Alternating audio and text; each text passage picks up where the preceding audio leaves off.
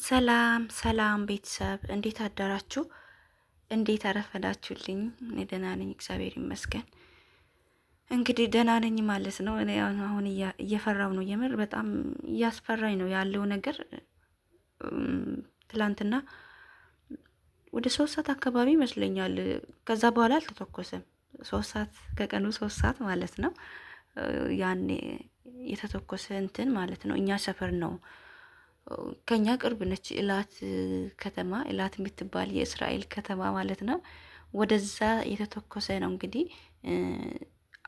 አከሸፉት ማለት ነው። ያ በብዛት ሚሳኤል እንትን ያከሽፉታል አይደለ? ወደ እነሱ እንትን እንዳይል ጉዳት እንዳያደርስባቸው። ከዛ እዚህ አቀባ ሰባ የሚባል እኛ ሰፈር ነው ማለት ነው የወደቀው። በጣም ነው የሚያስፈራው። ሰው ግርግር ሲል ነበር እና እግዚአብሔር ይመስገን ሰው ላይ ጉዳት አላደረሰም። ግን ብቻ የሆነ ያስፈራልን፣ የምር እየፈራው ነው።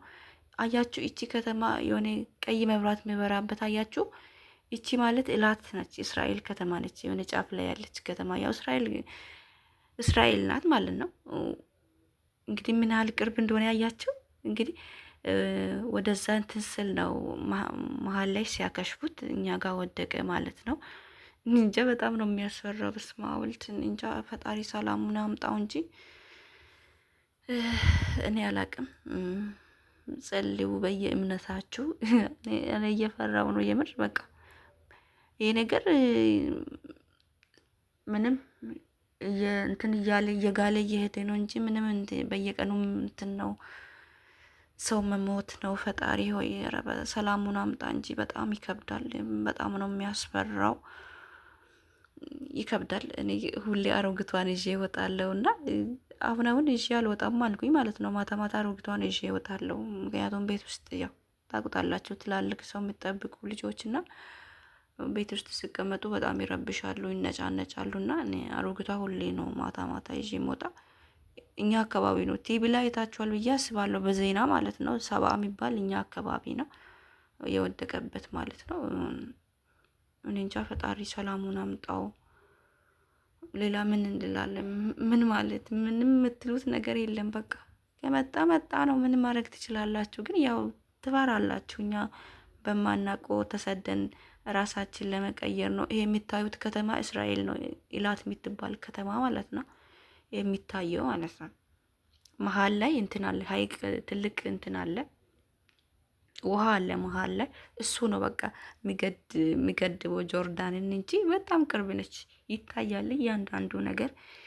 ይሄ እንደ እንትን ነገር የሚታየው ነገር አያችሁ፣ እንደ ዲም ላይት ነገር፣ እሱ ውሃ ነው። ባህር አለ መሀል ላይ። ባህሩ ነው የሚከፍለው እንጂ በቃ ባህሩ ባይኖር ኖሮ ወደ እስራኤል ራሱን ለመግባት በጣም ቀላል። ሲጀምር ከዚህ ወደ እስራኤል ለመግባት በህገ ወጥ መንገድ ማለት በጣም ቀላል ነው። በጣም ምን ያህል ቅርብ እንደሆነች በህገ ወጥ መንገድ አሁንማ ለመግባት ማን ያስባል? እንትን ነገሩን ነው ያልኳችሁ፣ ምሳሌውን የነገርኳችሁ እንጂ በህገ ወጥ መንገድ ከዚህ ግቡ ያልኳችሁ አይደለም። ምን ያህል ቅርብ እንደሆነ የሆነ ጊዜ ሄደን ነበርና ወደዛ ሳይሆን አሮጊቷን ይዘን ውስጥ ለውስጥ ስንሄድ የእስራኤል ወታደሮች ማለት ነው ቆመዋልና ወደኛ ሲያፈጡብን ይታያሉ ከሩቅ። ከዛ ተመለስን ማለት ነው። ከዛ ሰውየው ምን አባቱ ያፈጥብናል ያለና ተመለሰ ወደኋላ። እንትን ውስጥ ለውስጥ እንትን እያደረግን ማለት እየሄድን በመኪና አሮጊቷን ይዘን ማለት ነው። ከዛ ማለት በጣም ቅርብ ነው ከኛ ማለት ነው። ያው ታውቁታላችሁ፣ የምታውቁት ማለት ነው። ፈጣሪ ጠብቀን። እኔ እንጃ አሁን በጣም እኔ እየፈራው ነው። ፈጣሪ ሰላሙን ያምጣው። እኛ በማናውቀው ነገር ፈጣሪ ሆይ ሰላም ለዓለም በሙሉ። እንጃ ሰላምን የመሰለ ነገር የለም። አያችሁ ሰላም ሌላ ማለት ምን ያህል ሰላም ዋጋ እንዳለ እንግዲህ ጆርዳን ችግር ባይኖርም የሌላ አገር ችግር ዞሮ ዞሮ ለዚህም ጦስ ሆነ። አያችሁ ትላንትና ቢወርቅ ኖሮ በቤት ላይ ቢወርቅ፣ በሰው ላይ ይሄ ነገር ቢወርቅ የሰው ህይወት ያጠፋል። መሬት ላይ ሲደርስ ደግሞ ምን እንደሚያክል ማለት ነው። እና በጣም ከባድ ነው። ፈጣሪ ሰላሙን አምጣ። እንግዲህ ሰላም አለመኖሩ ስንት ልጆች የምትሳፈሩ ከሀገር ወደ ሌላ ሀገር የሚሄዱ ቆሟል። ኤርፖርት ሰው የትም መሄድ አይችልም። ምንድን ነው ይሄ? በሰላም እጦት ነው። ሰላም ምን ያህል ዋጋ እንዳለው ነው የምታዩትና ሰላም ለምድራችን ሙሉ የእውነት ፈጣሪ ሰላሙን አምጣው። በጣም ነው የሚያስፈራው። እኔ እየፈራው ነው የምር። እኔ እንደ ጦርነት የሚፈራው ነገር የለም። እንደ መሰራረት ድምፅ የሚያስፈራኝ ነገር የለም። መሞትን አልፈራም፣ ግን በእንደዛ አይነት ነገር መሞት አልፈልግም። እኔ ህይወቴን ሊቀይር ነው የመጣሁትና ፈጣሪ ሁላችንም ሰላም ያድርገው። አይዟችሁ እንግዲህ የበለጠ ሰላም ፈጣሪ ያመጣል ብዬ አስባለሁ። ያስፈራል። በዛው አቀባንም ጎብኙት። ትንሽዬ ከተማ ነች እኮ ማለት አማንን እንኳን አታክልም። በጣም የሩብ ግማሽ ነች። በጣም ትንሽ ነች እና ሰላም ያርገው ፈጣሪ። ሌላ ምን ይባላል? አይዟችሁ። በቅርቡ ደግሞ ለመሳፈር ያሰባችሁ ብዙም አትጨነቁ። ዋና እናንተ ሰላም መሆናችሁ ነው። ከዚህ ባሰም ስንት ነገር አለ። ያው ይከፈታል፣ በዚሁ አይቀርም ሰላም እስከሚመጣ ድረስ ነው። ምክንያቱም እንዴት ነው በዚህ በረራ ማድረግ አይቻልም። በየጊዜው ይሄው እንደ ሮኬት መተኳከስ ነው። ኧረ በስመ አብ ወልድ። ይህንን በሚያክል ነገር ጉድ እኮ ነው። እኔ በጣም ነው ግርም የሚለኝ። ሰው ልጅ እንደው ፈጣሪ ጥበብ ሰጥቶት ይህንን የሚያክል ነገር የሰው ነፍስ እንዲያጠፋም መስራታቸው ራሱ ግርም ነው የሚለኝና በጣም ነው የሚያስፈራው። እና ብዙም አትጨነቁ። ዋና እናንተ ሰላም መሆናችሁ ነው። ለቅርቡ ማለት ለትንሽ ጊዜ በረራ ቆሟል።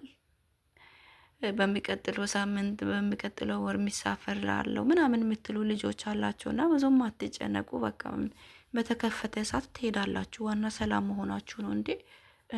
ስንት ነገር አለ፣ ከመሞትም አለ። እስከዛ ሰላም እንዲሆን ሁላችንም መጸለይ ነው። ሌላ ምንም አማራጭ የለንም። ወደ ፈጣሪ መጮው ማልቀስ ነው ያለው አማራጭ። ፈጣሪ ሰላሙን እንዲያመጣ በያላችሁበት ፈጣሪ ጠብቃችሁ። አዳዲስ የሆናችሁ ደግሞ ሰብስክራይብ፣ ላይክም ሼርም አድርጉ። እያረጋችሁ አበረታቱኝ። ስለምታበረታቱኝም አመሰግናለሁ። እወዳችኋለሁ። ማታ ማታ በጣም ነው ደስ የሚለው። እንደዚህ ወታችሁ ውጭ ወታችሁ አይምሯችሁን አየር መቀበል ራሱ ትልቅ ነገር ነው። ያው አንዳንዶቹ ይሄንን ራሱ ማታዩት ስንቶቻችሁ አላችሁና ያው አይዟችሁ። ምን ለማለት ፈልጌ ነው፣ ውጭ ስትወጡ በጣም ከቤት ስትወጡ ወደ ውጭ የሆነ ጭንቀታችሁ ራሱ ወዴት እንደሚሄድ አታውቁም፣ ይቀላችኋልና እና አይዟችሁ። ወዳችኋለሁ። በያላችሁበት መልካም ጊዜ፣ መልካም ቆይታ። ቻው